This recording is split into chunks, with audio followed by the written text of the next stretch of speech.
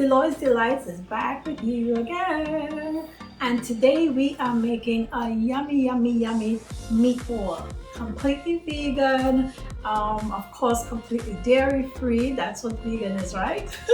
It's completely plant-based, guys. It is also gluten free.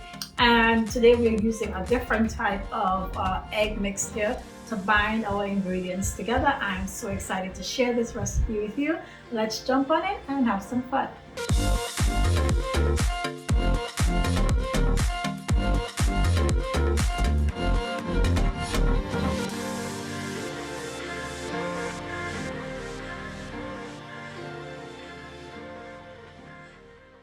Okay, lovely friends, I hope you can see my board. Today we are using just a few ingredients to combine together and make a lovely meatball. I'm going to be starting off with my walnuts. Okay, these are not soaked or anything like that, but here are your walnuts. On top of here I have some fresh thyme leaves that I pulled off of the thyme sticks. All right, and if you could see that there. Okay, so I have some of that right there. I'm going to be putting that into my machine first. I'm also going to be putting in some fresh basil. That is like key. Basil and garlic are key for this recipe, okay? Basil, garlic, a block of tofu, which is really good for you. And also some wonderful red onion. Today we're also using a 1/3 cup of our cashew sour cream that we've made before. This adds a nice moisture to the meatball. And today, as our binding ingredient, we are using psyllium husk. Psyllium husk is actually a plant, okay? So we're using the flakes of the plant. 1 teaspoon of this with 3 tablespoons of water gives you a really nice eggy mixture that I have already combined right here for you. I'll show that to you again in a second. All right, guys, so let's jump in. Other than that, we're just going to be seasoning with salt and paprika. But let's have some fun, guys. So first of all, in goes those walnuts. Walnuts with some fresh thyme, okay? Okay, almost forgot to get my little scooper guy here. All right, so walnuts with some fresh thyme. Once we have that in, we're going to go ahead and break these walnuts down. Actually, I like to add some of my salt in with my walnuts because it starts like curing them a little bit. Today, guys, I'm using a different salt. This is a smoked salt. This is Cherrywood Smoked Sea Salt, okay? Adds a whole different flavor to your dishes. There are many different kinds of salt. We'll be exploring different ones together, okay? So here we go, walnut, salt, and thyme. We're just gonna crush these for just a little bit. I really want you to see the consistency. We're not wanting to necessarily break it down to a flour, but see, it's come right down to little pieces, okay? Show you a couple more of them if you can see that. Just some nice little pieces, okay? I'm actually gonna break it down just a bit more. All right, that looks a little bit more like what I'm wanting. Okay, so you see in there we have, that's the consistency that I'm looking for, okay? That's the consistency right there. It's broken down, but we don't want necessarily a flour mixture. We want it more on the grainy side. Okay, guys, to that I'm adding my whole block of tofu. I'm literally just gonna break it apart and put some nice big chunks into there. Just like that. It's gonna break down for itself while it's mixing together. Just like that. Okay? And this second time around, everything goes in. So I got some nice big pegs of garlic that I've cleaned, and one of them's trying to get away. All right? I'm gonna be putting in there some wonderful fresh basil. This is key for this recipe. I'm gonna put in about 5 or 6 large leaves. I'll show you what I mean by large. This is straight out of my garden. Okay, so some good sized leaves. I'm putting in there a whole red onion. I coarsely chopped it, but it's gonna break down in there together and come together really nicely. All right, adding the rest of my salt. You will have to taste it to see how much salt you need, okay? Everybody has a different palate when salt is concerned. I'm adding in there some paprika. You can also put some smoked paprika, but I'm just using regular paprika today. If you don't have smoked salt, guys, then definitely I would say get smoked paprika at least, and then you can just use some regular salt, okay? So here is our 1/3 cup of cashew sour cream. It's gonna bring a nice moisture to the mixture. Create some nice flavors in there.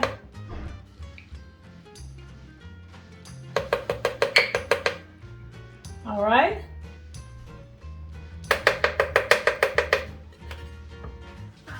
Okay guys, we are gonna go ahead and break this all down together. It's gonna come together really well. I'm gonna use my pulse button because I feel like it gives me a little bit more control, okay? All right, we wanna check our sides to see how we're doing. And I'd like to take it off and show it to you. Oh, it smells good already. Garlic, basil, onions. Yes, yes, yes. It's smelling mighty good already. So we see it's breaking down really well, but we're gonna break it down just a little bit more. And in our final stages, we're just gonna add our egg mixture, okay? Here we go again.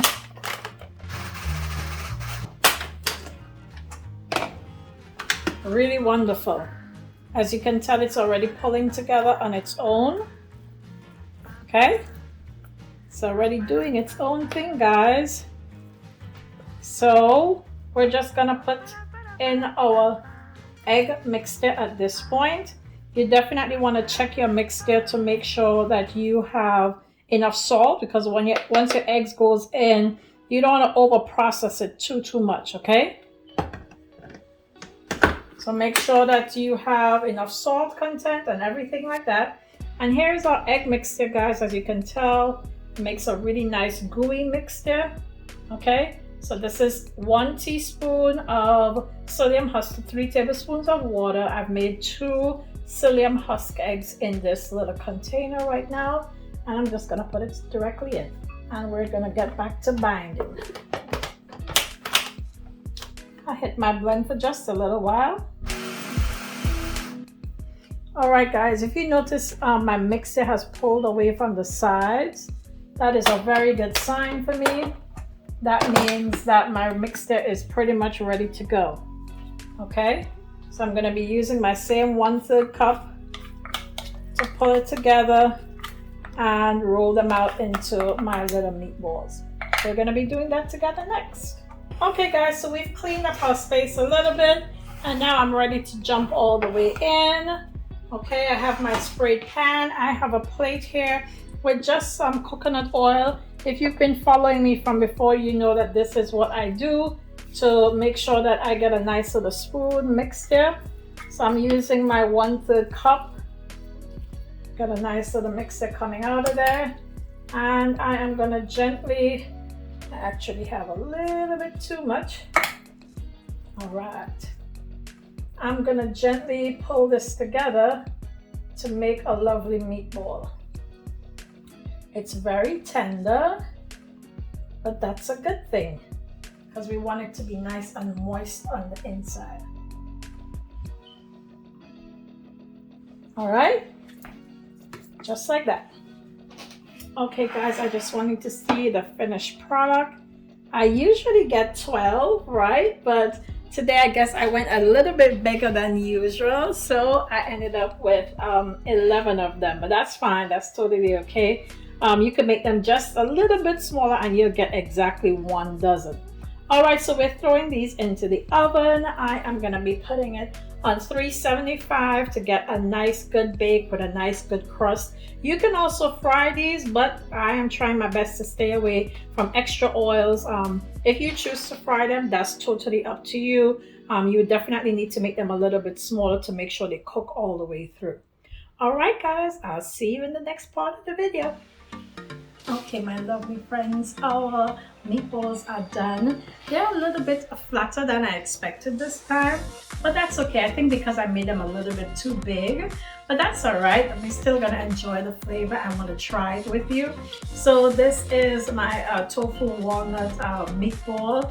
Kind of looks a little bit like a patty this time. And like I said, that's okay with me. I hope that's all right with you. Again, you can fry this if you want. You know, you can make it into a smaller bowl. That really does make a difference for sure. So I'm having it with a little bit of tomato sauce that I made at home. I'll show that to you in another video. But here we go. I'm gonna dive all the way in.